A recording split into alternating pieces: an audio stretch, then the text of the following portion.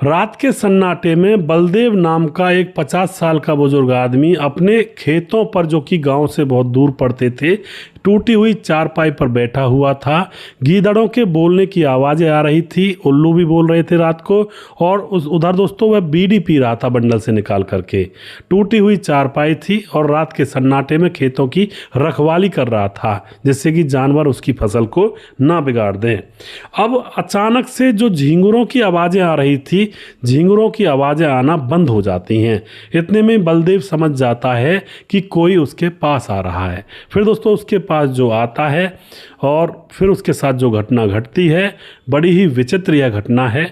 और इस कहानी को हमने बलदेव ने ही भेजा है, जो बुजुर्ग आदमी हैं। इनके साथ ये आप बीती हुई है जब खेतों पर पानी लगाया करते हैं गेहूं के दिनों में, और रात को कोहरे का टाइम होता है और किसान बहुत सारे खेतों पर बैठे रहते हैं, अपने गेहूं की रखवाली करते हैं। तो बलदेव ने ही हमें ईमेल करवाया है और उन्होंने कहा है कि हमारी कहानी को आप ज़रूर बताइएगा। सच्ची घटना है जो मेरे साथ ये गुजरी है, रियल है। अब तो यहाँ पर दोस्तों जानते हैं कि आखिर उन्होंने क्या क्या हमें लिखकर भेजा है। पूरी कहानी को यहाँ पर जानेंगे। हॉरर शो यह होने वाला है।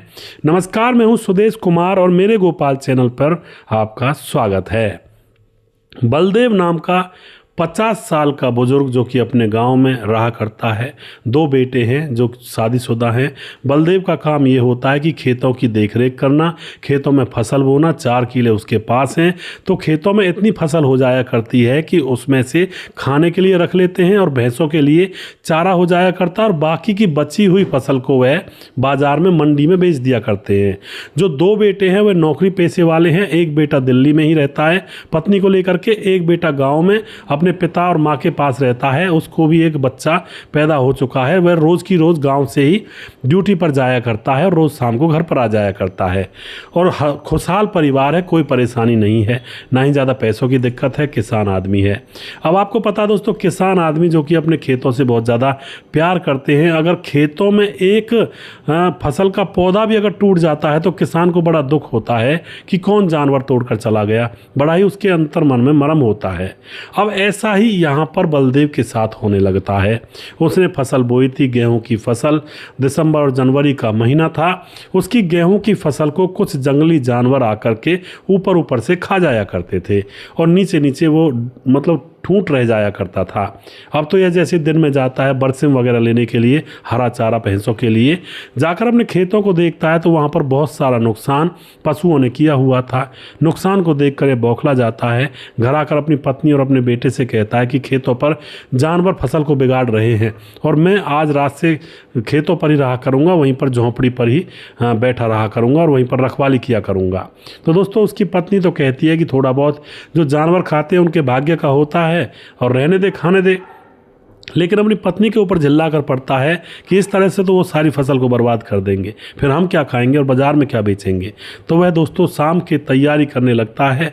एक बैटरी अच्छी वाली ढूंढता है, घर में रखी हुई थी, और अपने साथ एक बिंडल माचिस अपने जेब में रखता है। कुर्ता पहना हुआ था, हाथ में एक लठिया और एक बैटरी, और शाम होते ही वह रात को 9 साढ़े 9 बजे अपने खेत की तरफ निकल जाता है। पगडंडियों से होता हुआ सुनसान खेतों के अंदर कोहरा पड़ रहा था, 10 हाथ दूर तक भी दिखाई नहीं दे रहा था। तभी वह चलता चलता धीरे धीरे अपने खेतों पर पहुंच जाता है। खेत पर बनी हुई झोंपड़ी में अंदर जाता है और अंदर एक टूटी हुई चारपाई थी, उसको झोंपड़ी के दरवाजे पर बिछा लेता है और उस पर वह बैठ जाता है। खेतों में थोड़ी देर बैठने के बाद उसको गीदड़ों की रोने की आवाज़ें सुनाई दे रही थी और वहाँ पर झींगुरों की भी आवाज़ें सुनाई दे रही थी। हाथ में बीड़ी का बंडल था और वह टूटी हुई खाट पर बैठा हुआ बीड़ी सुलगा लेता है और वहीं पर बैठ जाता है। थोड़ी देर के बाद दोस्तों उसको महसूस होता है कि यहाँ पर जो झींगुरों की आवाज़ें हैं वो आनी एकदम से बंद हो गई हैं, और उसको पता था झींगुरों के पास से कोई गुजरता है तो एकदम से वो बोलना बंद कर देते हैं। अब ऐसा ही इसको सुनाई देता है। ये समझ जाता है कि शायद कोई जानवर होगा जो झींगुरों की आवाज़ें बंद हो गई हैं। वह अपनी लठिया उठाता है, एकदम से खड़ा हो जाता है और मेड़ की तरफ जाने लगता है कि कौन है कौन है, और चिल्लाने लगता है जैसे पशुओं को भगाते हैं ना, इशारे करते हैं, चिल्लाते हैं। लेकिन दोस्तों वहाँ पर कोई पशु तो था ही नहीं। अब वह देखता है चारों तरफ, तभी उसको एक लड़की जो कि तकरीबन 28-30 साल की थी वह आती हुई नज़र आती है। वह देखता है कि यह रात में यहाँ कौन आ रही है। वह चुपचाप अपनी झोंपड़ी में चला जाता है कि होगी कोई जा रही होगी अपने घर पर या खेतों पर। जैसे वह झोंपड़ी में बैठता है तो उसके पास धीरे धीरे वह लड़की उसकी झोंपड़ी की तरफ आ रही थी। अब झोंपड़ी की तरफ आते आते वह भी उसको देख रहा था, भाई सामने से एक महिला आ रही है। अब वह आकर के उसके पास खड़ी हो जाती है। इतने में ही यह जो आदमी होता बलदेव यह पूछ उठता है कि तुम यहाँ पर रात में कहाँ घूम रही हो, अपने घर जाओ। वह ऐसा ही कड़क स्वभाव का था, लेकिन वह महिला मुस्कुराती है और वहीं पर खड़ी खड़ी कहती है कि अरे मेरा घर तो जंगल के अंदर है, हम घुमक्कड़ प्रजाति के हैं, हम घूमते रहते हैं, हमारा घर जंगल के बीच में हमने बनाया हुआ है और यहीं पर रुकने वाले हैं 2-4 दिन। तो वह जो आदमी होता है वह समझ जाता है कि ये वही लोग हैं जो चिमटे फूकनी या फिर लोहे का सामान बनाकर गाँव में बेचा करते हैं। तो वह चुपचाप बैठा रहता है, सोचता है कि चलो एक से भले दो। वह भी बैठ जाती है। वहाँ पर अलाव लगाया हुआ था, यानी कि आग जलाई हुई थी सर्दी से बचने के लिए। वहीं पर वह बैठा रहता है, वह महिला भी वहीं पर बैठ जाती है थोड़ी दूर पर। अब यहाँ पर बातचीत होने लगती है उन दोनों के बीच में, और बात इतनी होती है कि वह जो बुजुर्ग आदमी बलदेव होता है उसको वह महिला बहुत ही अच्छी लगने लगती है और वह उसकी बातों में बहुत ही ज़्यादा इंटरेस्ट लेकर खो जाया करता है और पूछा करता है कई बार कोई चीज़ें। तो वह बड़ी मुस्कुरा कर बताया करती है कि इस तरह से हम जाते हैं, हम इस तरह से आते हैं। फिर इसी तरह से दोस्तों यहाँ पर उस बुजुर्ग आदमी बलदेव को उससे लगाव होने लगता है। वैसे कुछ नहीं हुआ था, बस लगाव होने लगता है। अब तो रोज़ वह जाता, रोज़ वह महिला थोड़ी देर के बाद वहाँ पर आ जाया करती। बलदेव की तो पूरी रात अच्छे से कट जाया करती, ना उसको डर लगा करता, ना कोई दिक्कत, ना कोई चिंता। अब यहाँ पर क्या होता है दोस्तों, 5वां दिन जब होता है, 5वें दिन बलदेव जाकर के आग जला लेता है, इंतज़ार करता है कि वो महिला आएगी और खूब बतियाएंगे हम आपस में। लेकिन 5वें दिन वह महिला वहाँ पर आती नहीं है। 5वें दिन वह महिला वहाँ पर आती नहीं है। बलदेव उसका इंतज़ार कर रहा था, उसको चिंता होती है कि आज वो आई क्यों नहीं, उसके बगैर तो मन भी नहीं लग रहा। अब वह परेशान सा, हैरान सा पहले अपने खेतों की तरफ घूम रहा होता है लठिया लेकर के, कोई जानवर वगैरह तो नहीं है, लेकिन दिमाग में वही महिला चल रही थी उसके में कि वो महिला आई क्यों नहीं। काफ़ी बात करते थे हम, तो पूरी रात अच्छे से कट जाती थी। अब तो वह निश्चय करता है कि उसने बताया था जंगल के बीचों बीच उन्होंने अपने डेरे डाले हुए हैं, तो मैं जंगल के बीचों बीच जाऊंगा, देख कर आऊँगा कहाँ है वो महिला। वह तैयार हो जाता है, लाठी हाथ में टॉर्च भी थी। तभी वह जंगल के बीचों बीच ढूंढने के लिए काफ़ी दूर तक जंगल में निकल जाता है और तभी उसको दिखाई देती है एक पेड़ के नीचे से। जब वह निकल रहा था तो उस पेड़ के ऊपर तने पर वह महिला बैठी हुई थी और वह अब जब ऊपर की तरफ देखता उसको नज़र आ जाती है। एकदम से कहता है कि तुम यहाँ पर क्या कर रही हो पेड़ पर चढ़ी हुई, तुम्हें सर्दी नहीं लग रही?